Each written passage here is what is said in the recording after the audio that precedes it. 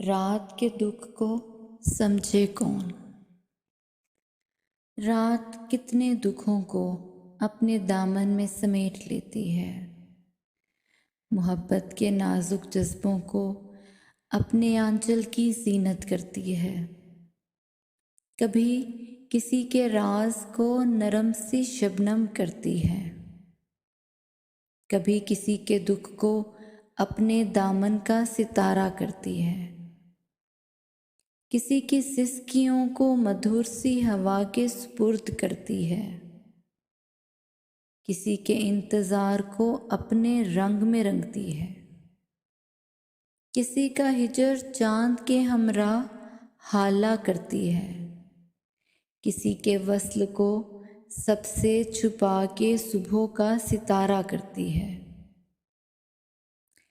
किसी बावफा के हौसले को कहकशां के संग करती है, किसी के फिराक को अपने आंचल का रंग करती है। अब बताओ, रात के दुख को समझे कौन।